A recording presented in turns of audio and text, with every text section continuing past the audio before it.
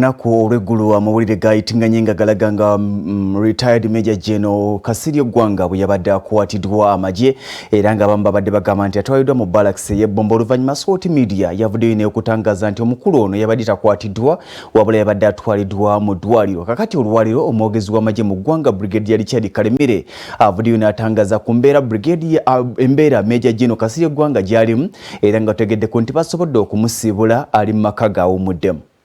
Eggye UPDF litegeezezza nga Major General KASIRYE GGWANGA abasawo baabwe bwe bamaze dda okumwekebejja era nga mu kiseera kino yaziddwayo ewaka we mu kifo kye yatuuma Camp David. Ayogerera UPDF Brigadier Richard Kalemire bwe yategeezezza bw'abadde alambika ku mbeera General KASIRYE GGWANGA gy'alimu mu kiseera kino oluvannyuma lw'okutwalibwa mu ddwaliro erijjanjaba abasirikale abali ku ddaala erya waggulu e Mbuya. General KASIRYE GGWANGA yesterday was admitted at our UPDF Diagnostic Center in Mbuya.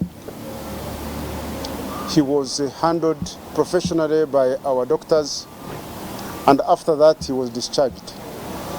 I'm very sure that he slept comfortably at his Camp David home. Ebitongole ebikuumaddembe bigambye nti byennyamivu olwa bannayuganda abamu abakyagaanye okugoberera ebiragiro ebiriwo. But if there is concern, these concerns can be focused on saying, but you people, do you realize that there are people who are flouting the curfew? What are you doing as the security? What extra measures can you put in place? These people are endangering our lives. Bino we bijjidde ng'olunaku olwaleero eggwanga we liyingidde olunaku olw'omwenda nga liri mu kafyu n'ebiragiro ebirala ebyafulumizibwa omukulembeze w'eggwanga okusobola okutangira ensaasaana y'obulwadde bwa COVID-19. Ye Fred Enanga omwogezi wa poliisi mu ggwanga ategeezezza nti abantu basaanye bamanye nti bwe batagoberera biragiro biriwo bandireetera eggwanga okutuuka mu mbeera ey'okubasibira ewaka nga tebatambula ssaako n'okusiba buli kimu. Mu mbeera y'emu Fred Enanga alabudde abakulembeze mu zooni ya Kibe mu bitundu by'okukale abatandise akatale akapya mu zooni eno. Abamu ku butale abaava mu butale bw'e Kaleerwe bagenze ate mu kitundu ky'Ekibe zooni ne batondawo akatale akalala.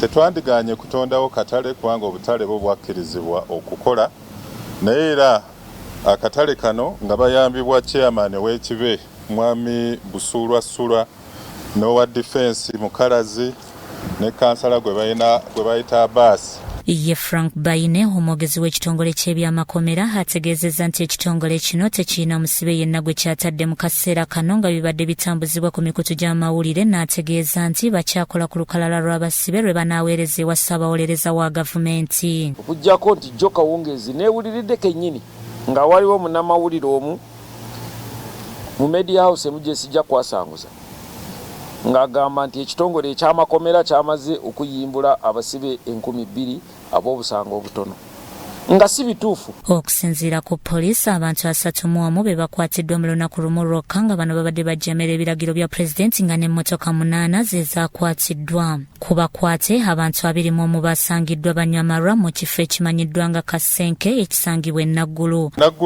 Twakoze ekikwekweto eri obubaala buno obufunda ne tusanga abantu abawerera ddala 21 mu kitundu ky'e Naggulu abakwatiddwa nga bali mu kasuwaka nga bali mu kunywa amalwa.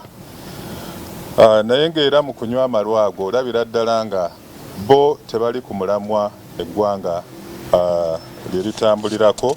Mu kiseera kyekimu poliisi etegeezezza nga be baliko ababbi b'amasimu 3 be bakutte mu bitundu by'e Muyenga nga bano babadde ku boodabooda ne bazisika ku bantu ababadde badduka kafyu batere batuuka ewaka waabwe. E Muyenga tulina poliisi yaffe eyakutte ababbi b'amasimu abanyakula amasimu ng'abantu baddayo mu maka gaabwe. Bikusakiddwa Robert Mutebi ne Dennis KASIRYE ku Russell TV.